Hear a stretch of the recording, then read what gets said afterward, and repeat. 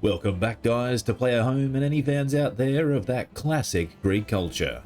I love being gay. Let's jump straight in, as rumor has it it's that time of year again for ancient Greece's largest annual swingers party, and we've managed to score an invite. At least give them a welcome. Already this place is sketchy, as they've got our young friend Phoebe working the door and collecting keys for the fishbowl. She seems as easily surprised as we are and greets us as a true friend. You can't. She goes on to say there's a dress code for the party and everyone has to change into clothing with easier access.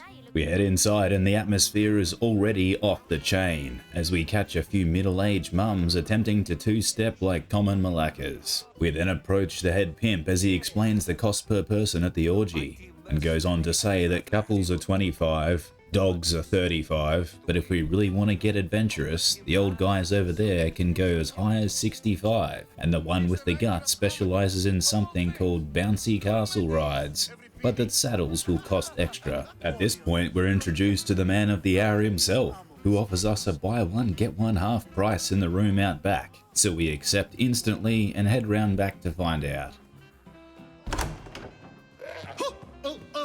Don't mind her.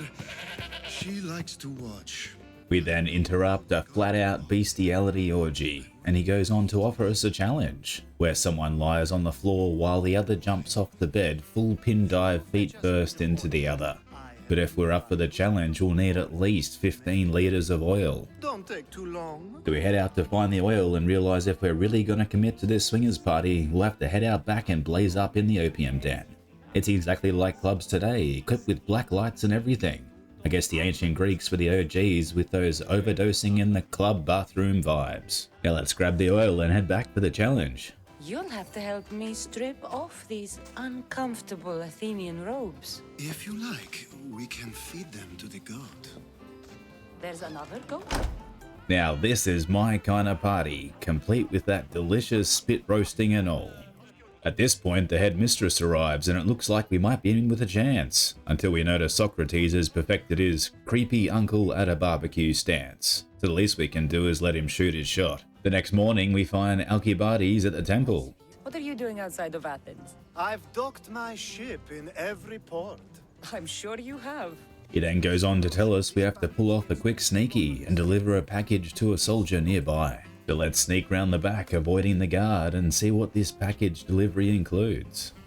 What do you want? This is for you. Is this some kind of joke? This is a cast of someone's dick. What's this engraving?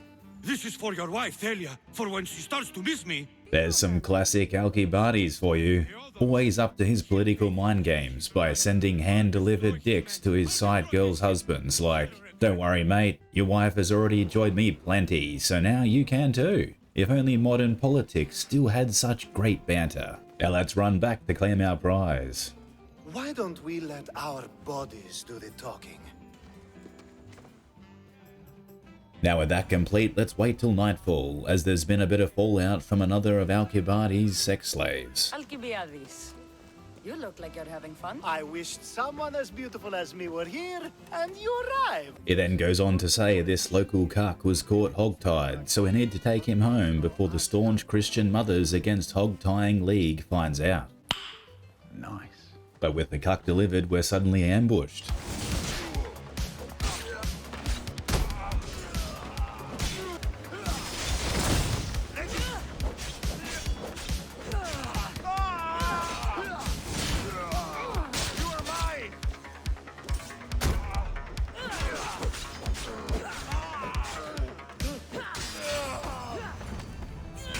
With that taken care of, we stumble across a rare sight of a few locals competing in the classic Greek game show, Malaka Needs a Wife, for whoever lands the least punches wins a wife, and second place wins her dad. Next up, Alcibiades has thrown one of his greatest outdoor swingers events yet. We make our entrance and already note a few familiar faces. It's the juiced up opium mums at it again. We then get our next sex quest, as there's another party up the street full of jealous boomers who think drugs, sex and death are no fun. So let's go make some new friends. And surprisingly, within seconds, they're all loving the party death vibe and eagerly join in on the fun.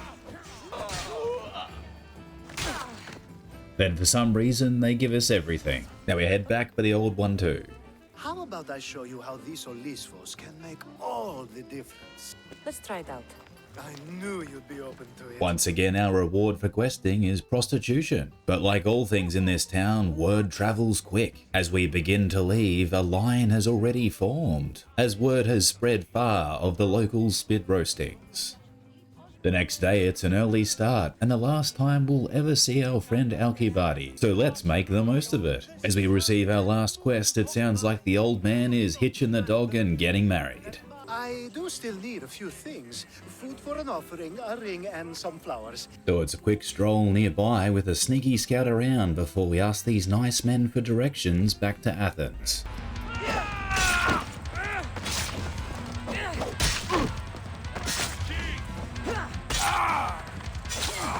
For some reason, none of them knew where Athens was, as they're all dead.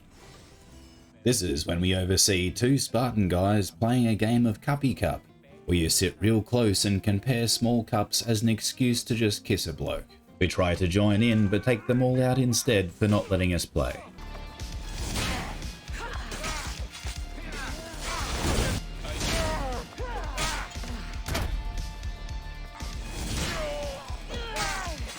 Now let's not forget the wedding gifts and we can go introduce ourselves to the bride. Let me guess. Alcibiades sent you. It's what made this whole thing so easy. It almost sounds like you're using him.